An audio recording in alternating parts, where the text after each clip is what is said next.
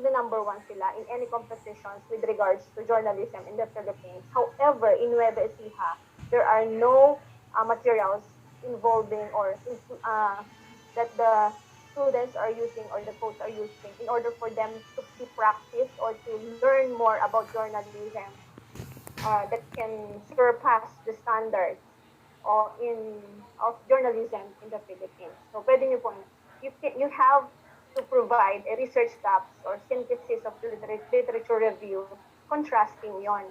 So pwedeng ito effective sa other area it's effective but in the other area it's not effective. Para pong ganun. So hindi nyo siya ilalagay sa background of the study na per article.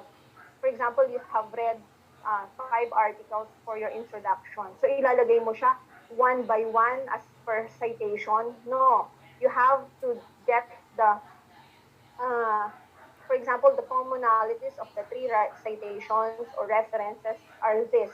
And how about yung contrasting naman dun sa dalawang article. So, hindi po yung one by one mo siyang provide. So, you need to have a synthesis of that.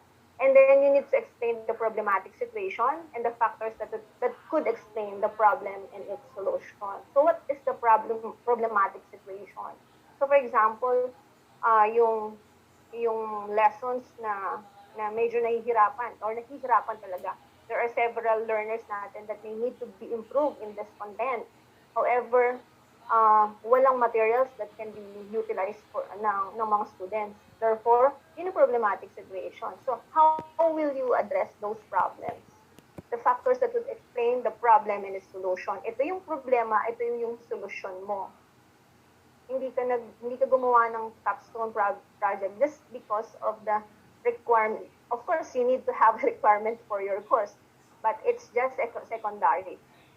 We are doing a research project not just because it's a requirement, but we are doing a research project to address or to provide a certain solution to a certain issues or problems. Okay, you need to have also the importance or the rationale of doing the research. Bakit mo siyang gagawin? What's the significance of that? What is the importance? Anong rationale nun? Baka naman gumagawa ka nga, sabi ko nga, just for requirement of the course. So hindi. We are doing a research for us to provide a productive and applicable knowledge. So kung productive lang siya, it's not. Kung applicable siya, but not it's, kumbaga combination kasi siya when we are doing research, productive and applicable knowledge should be given in the community or in the local of your study. Kung ang local mo is your institution, so you need to have a certain solution to that issue in your institution. Okay? For the statement of the problem, of course, you need to have a general and specific problem, but it should be measurable. For example, you are having a development of a material. So, sometimes, ang ilalagay mo sa general statement of the problem is yung nakikita mong scenario. You can have that for the general statement of the problem, but you need to specify the issue itself. What is the issue? What is the problem in general? So how will you address that problem specifically? For example, yung number 1, you can have kung development of a material or crafting of any material for your learners. So, pwedeng kung magde-develop ka with regards to a model, marami pong model na pwedeng gamitin. So, if you have, for example, the ADLI model, so number 1 problem mo, kung ADLI model ang gagamitin mo for a certain problem, so dapat ang gagawin mo for the analysis, for example, yung A is analysis, so you have to have a question about how will you analyze your issue or the issue in that problem. And the number 2 is the design. How will you design yung material? How will you develop for number 3? And then number 4, if you cannot have yung implementation because diba, we will not implement the material or we will not use it for quasi-experimental or even experimental among the respondents. We can have yung letter E na lang, evaluation of experts or validators. So, instead na ABDIE, you Juban, have ABDE. huwag kang maingay, Analysis, nagkaklase ko. design, development, and evaluation. So, tatanggalin mo implementation. Okay? So, kung ang number, sa bawat problem mo, naka-number yon based on your model. So, hindi po, it's not necessary na, kasi kaya minsan nagiging business-oriented siya kasi ang nagiging focus natin is masyadong broad siya. Remember, we can have a capstone project with just a one slice of a pizza. If you have a whole pizza, all we need to do, or all we need to have is just a one slice of the pizza. So, hypothesis, if any, according to our guidelines, you can have a null hypothesis of those inferential questions kung meron kang inferential question. Okay? For the methodology, so there are several research design you can have, but majority of you ay more on policy analysis, policy content analysis of that, and then the development or crafting of a certain material for your learners. So yun po yung common na research na design, focusing on the development. So you need to have, or you need to provide specific research design, and you need to cite references to support the utilization of that design. So bakit kailangan? Tapos you can have the references on that. So sa research design, you can also specify what's specific. For example, yung developmental stage. Kung meron kang additional model that you can have, you can also cite in the research design that model that you will be using. Okay, so locale of the study.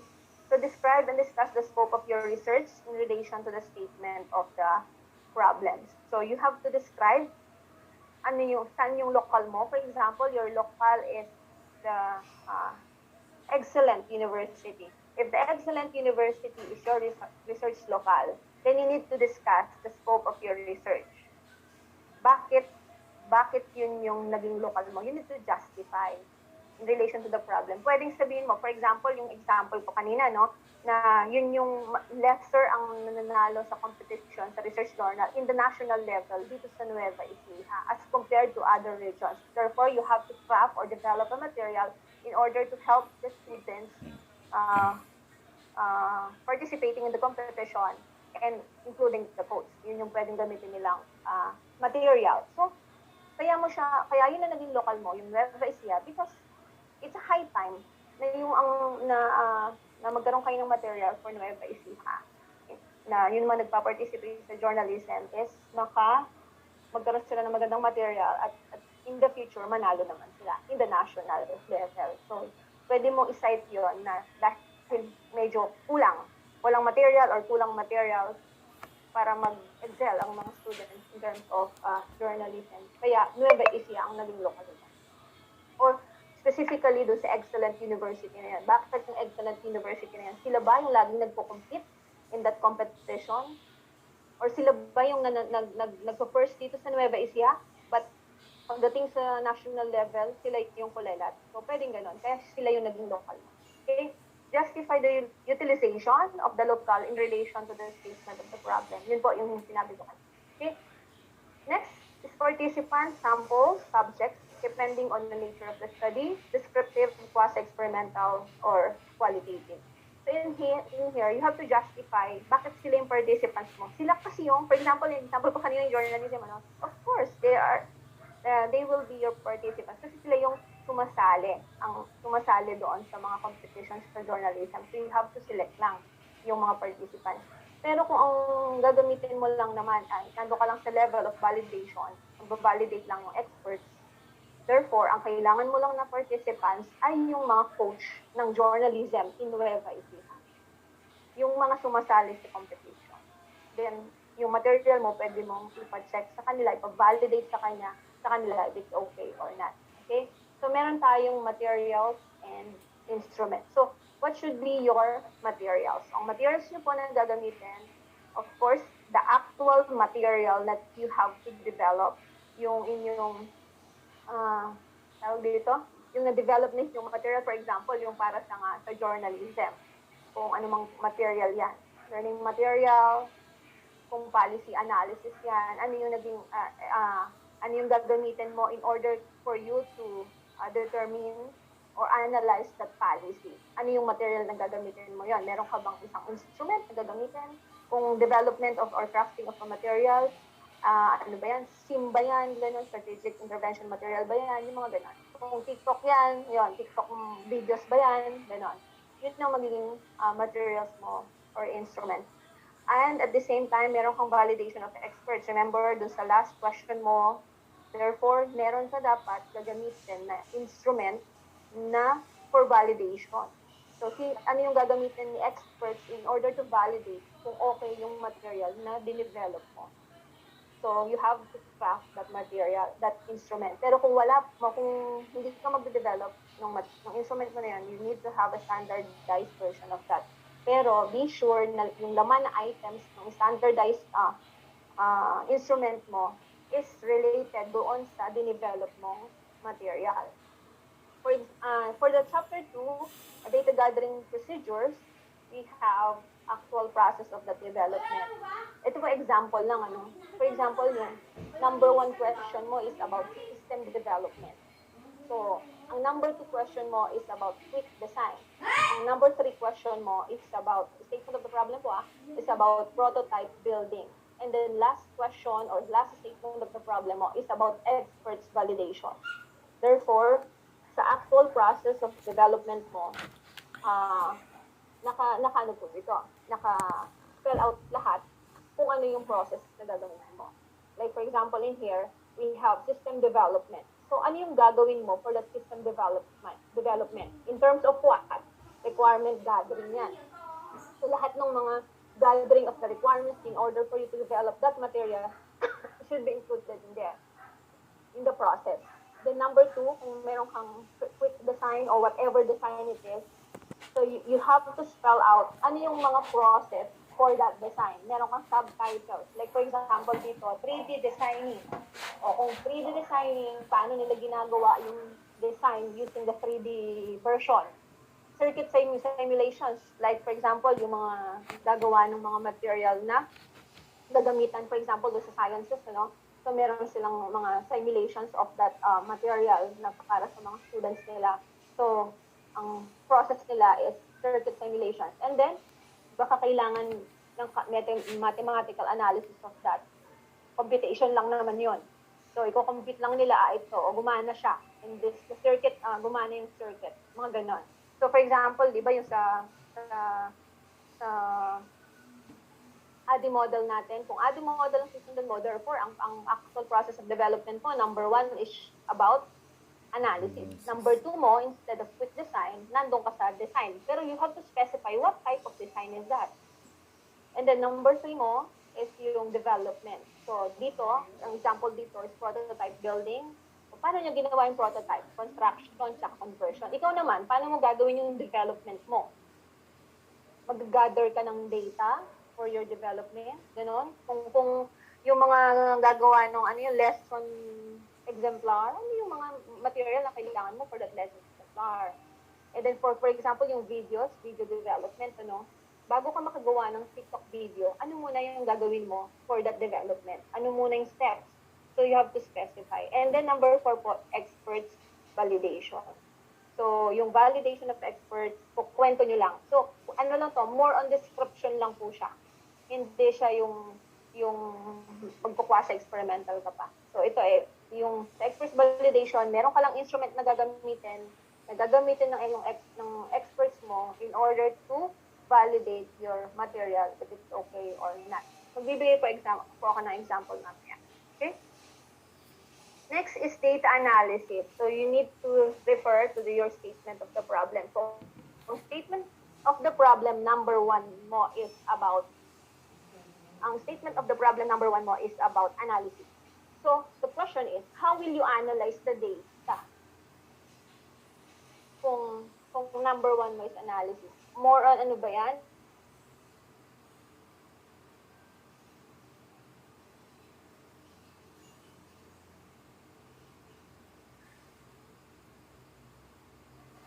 Hello po. Ayun, nawala po pala ako.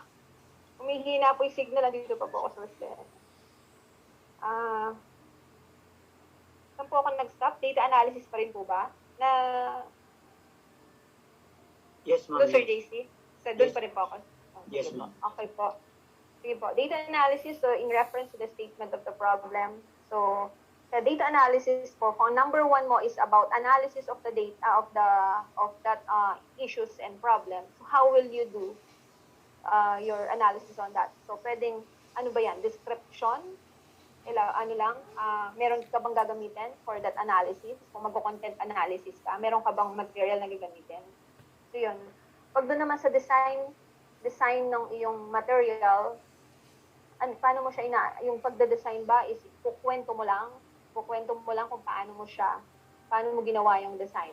Or meron ka bang gagamitin, for example, you are developing a video, paano mo i-design yung video na gagamitin mo? Step 1, step 2, o phase 1, may phase 2 ka ba? Stage 1, stage 2 of that video development.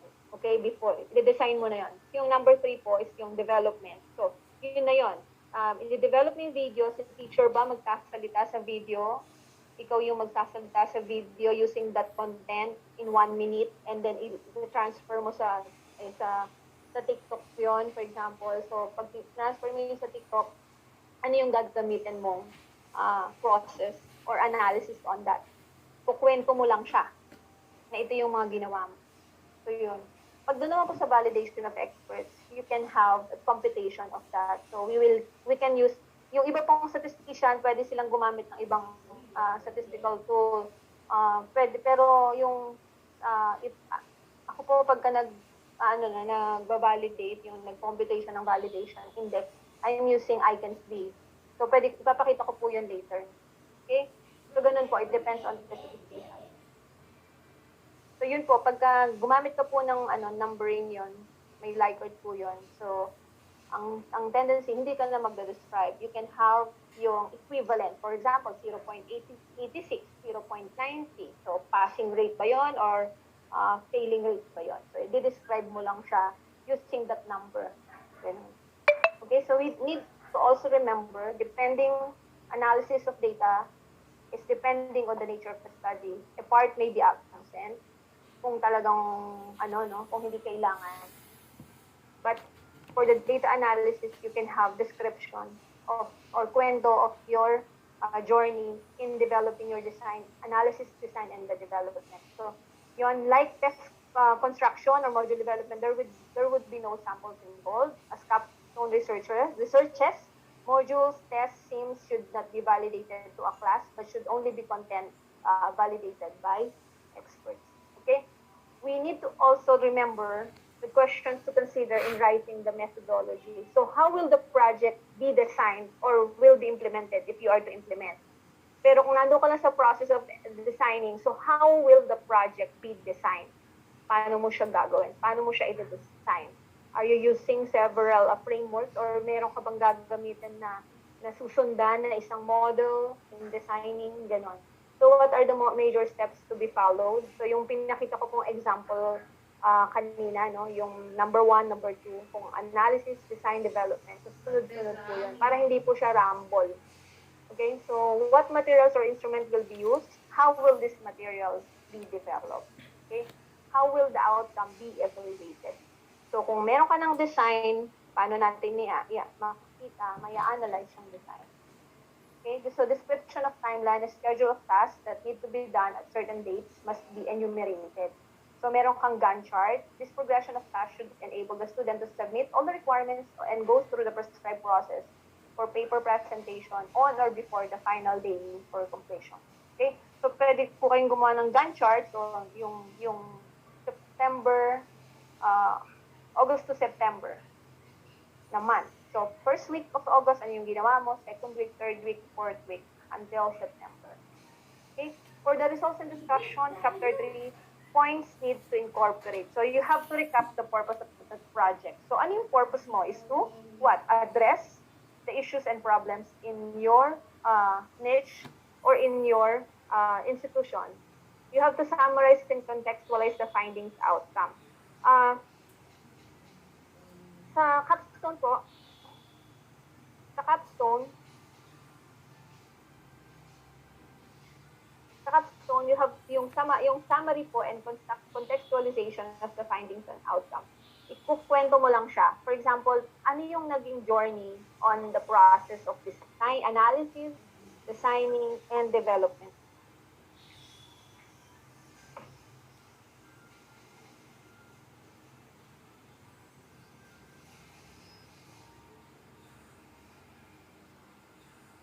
Nagle-lecture ako.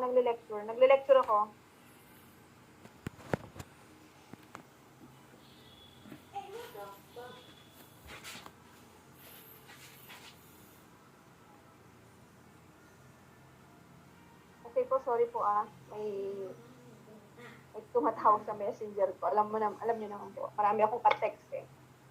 Okay po. Sige po. Summarize and contextualize the findings or outcomes. So, for the summary po, you have to summarize. Pero para po hindi maggulo, no? We have also still to follow yung ating process. Yung kunwari number 1 mo, ano yung naging significant findings mo sa number 1, number 2, number 3, number 4. So, pero shortened version lang siya. And then you have to contextualize. Bakit kaya ganun yung nangyari?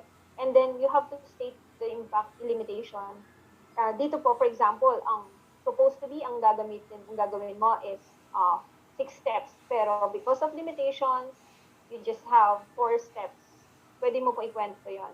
In order for the next researcher na, dapat pala meron pa siyang 5th and 6th step. However, 4 lang. Therefore, kung ako yung mag-study for the next research, I can have the 5th and 6th steps. I-continue ko yung ginawa ng researcher nito. So, ano yung learnings din ninyo on that development? Nahirapan ba kayong mag-collect ng mga materials na gagamitin mo for the lesson exemplars or for the videos? And then, for the conclusion and recommendation, you have to state, of course, in relation to the problem.